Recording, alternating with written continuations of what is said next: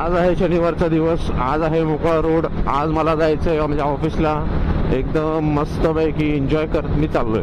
ॲक्च्युअलमध्ये मला लेट झाला आहे, 8:27 झालेत. 9 वाजता मला लॉग इन आहे, पण बघू. सो बेसिकली मी चाललोय चर्चगेटच्या दिशेने. तिथपर्यंत पोचलो वेळेमध्ये तर बेस्ट. असं वाटतं मला थोडं फुल करावं लागणार आहे. मला इतकी पण काही घाई नाही आहे, म्हणजे या स्पीडने पण मी पोचू शकेन. हां, टॉकिंग अबाउट माय बाईक, एक बाईकबद्दल सांगायचं झालं तर रॉनिन बाईक आहे TVSची. आणि आता मी आहे 80च्या स्पीडला. 80च्या स्पीडला एकदम आरामात मी क्रूज करतोय, काही त्रास होत नाही आहे. ते पण हे सिटीमधलं आहे. जर मी हायवेवर असेल की जिथे चांगला रोड असतो, आता इथे ब्रिज आहे तरी पण इथे एवढा काही खास चांगला रोड नाही आहे.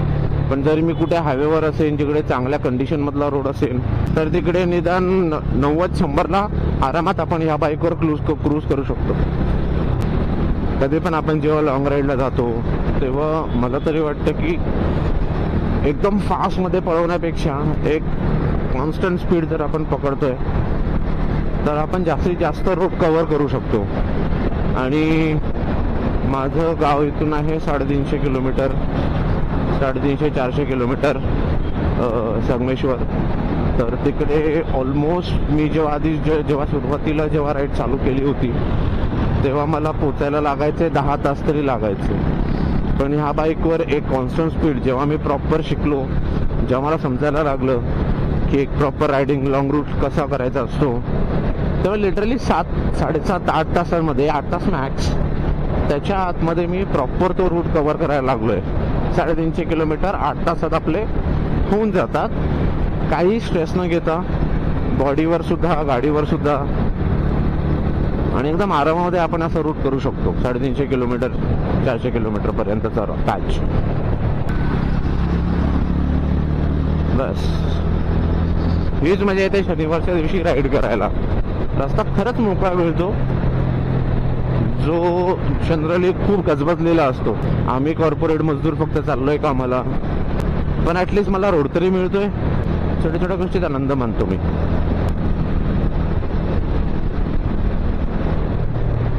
ही गाडी ॲक्च्युली लीन करण्यासाठी बनवलेली नाही आहे. ही एक हायवे क्रुझर बाईक आहे, लॉंग रूटसाठी आपण वापरू शकतो. पण थोडासा लीन करायला ह्याच्यामध्ये हरकत नाही. ऑन दी अदर हँड मला इतका लीन करता येत नाही, किंवा मी एक्सपर्ट नाही इतका लीन करायला. पण हां, ऑफरोड सुद्धा या गाडीवर आपण ऑफरोड पण करू शकतो चांगलाच. अगेन माझ्याकडे ती स्किल पण नाही आहे ऑफरोड आणि लिनिंगची. माझी बाईक चालवण्याची स्टाईल सहसा स्ट्रेट असते आणि निवांत चालवतो मी, कधी पण पुल करत चालवत नाही. म्हणजे काही लोक असतात ना एकदम अशी खाली वाकून आणि एकदम प्रॉपर रेसिंगच्या ह्याच्याने चालवतात बाईक, त्या प्रकारे मला कधी चालवता नाही येत. या बसमधून एकदा प्रवास करायचा आहे मला, पण साला कधी योगच येत नाही आहे माझा. भरपूर वेळा ट्राय केलं मी की या बसने प्रवास करेन कुठेतरी, पण मग जेव्हापासून हे असे घोडे मी घेऊन फिरतोय त्यामुळे घरातून बाहेर पडलो मी बस पकडायला तरी माहिती नाही, पण पाय आणि हात आपोआप गाडीकडे जातो. यातल्या घाणेरड्या सवयीमुळे लिटरली माझं वजन पण वाढलंय. मी आधी होतो 75 किलो आणि आता झालोय 90 किलोचा गेंडा. आता रिलॅक्स, आता फक्त माझा हात खूप पॉवरफुल झालेला आहे. एक क्लच दाबून, इकडे ब्रेक दाबून, एक्सी दाबून.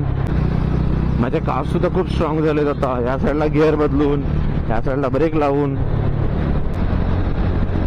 आय थिंक थोडं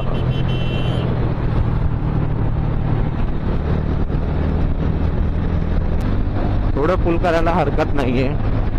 जास्त नाही, 95 पर्यंतच ठीक आहे. मला वाटतंय 100 मध्ये उगाच टाकायची गरज नाहीये. आणि या स्पीडला चालणं एक कसं सेफ आहे, म्हणजे मी वेळेत पण पोहोचू शकेन आणि मला मजा पण येते ऑफकोर्स राईड करायला. बेबी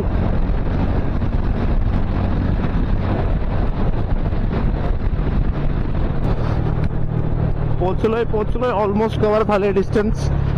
8 वाजून 40 मिनिटं झालेत. 20 मिनिटांमध्ये मला लोअर परेलला पोचायचं आहे. सो आय थिंक पोचू शकेन मी, कव्हर होण्यासारखं आहे. लीन ब्रो लीन.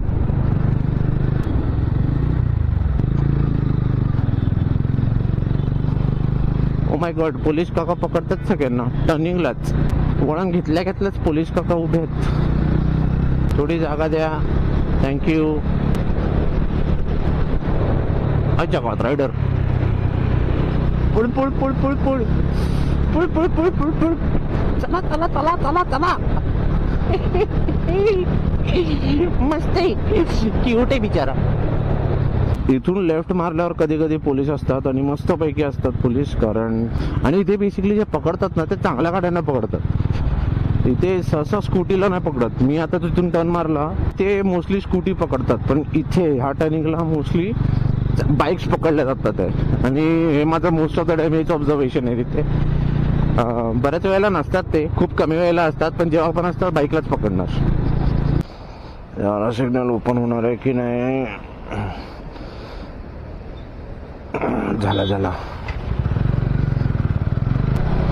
यशस्वीपणे आपण आपली घोडदौड माहीमपर्यंत पोहोचवलेली आहे. जास्त वेळ नाही आहे, 10 मिनिटाचा अंतर आहे इथून मॅक्सिमम. म्हणजे 55च्या पण आधी पोहोचतोय मी. हे स्विगीवाले आजकाल, स्विगी की झोमॅटो आय गेस, झोमॅटोवाले आजकाल त्यांचं जे बॅग असते कॅरी करणारी, बाईकवर लावलेली बॅग, ही अशी जुना झोमॅटोवाला आहे. जे नवीन झोमॅटोवाले आहेत त्यांच्या बॅग्सवर लिटरली काही स्लोगन लिहिलेलं असतात. ते स्लोगन पण वाचायला ना मला कधी कधी मजा येते. नो राडा ओनली रगडा, असं काय लिहिलेलं असतं त्यांच्या ह्याच्यावर. मजा येते वाचायला. दादर मार्केटला आपण आलोय आणि तरी आता थोडं कमी आहे. सोमवार किंवा मंगळवारपर्यंत जर आपण येतो इथे तर प्रचंड आणि अशक्य अशी गर्दी बघायला आपल्याला मिळणार, हे नक्की. तेव्हा हे सगळं साफ करतात आता, म्हणजे थोडं उचलत आहेत. हेच मेन भाजी मार्केट आहे आमच्या मुंबईचं, दादर भाजी मार्केट. हा बघा, एका ब्रिजने किती फरक पडतो. इथे हा एरिया चालू आहे आणि हे आहे ब्रिजच्या नंतरचं दादर. किती फरक पडतोय नजाऱ्यामध्ये. बिल्डिंग्स, टावर्स, काय स्क्रेपर्स आहे तिकडे. ड्युप्लेक्स आहे, ड्युप्लेक्स. तर इतकाच व्लॉग होता, जास्त काही नाही. हा माझा डेलीचा रूट आहे ऑफिसला जायचा. तुम्हाला जर हा व्हिडिओ आवडला असेल तर नक्की या व्हिडिओला लाईक करा, कॉमेंट करा. काही आवडलं नसेल, आवडलं असेल, कारण मला खरंच कॉमेंट्सची गरज आहे. कारण मला माझा कॉन्टेंट इम्प्रूव्ह करायचं आहे. एकतर मी रेग्युलर कॉन्टेंट टाकत नाहीये आणि जो कॉन्टेंट टाकतोय तो असा टाकतोय. त्यामुळे जर तुम्हाला आवडत असेल तरी सांगा, नाही आवडत असेल तरी मला कळवा.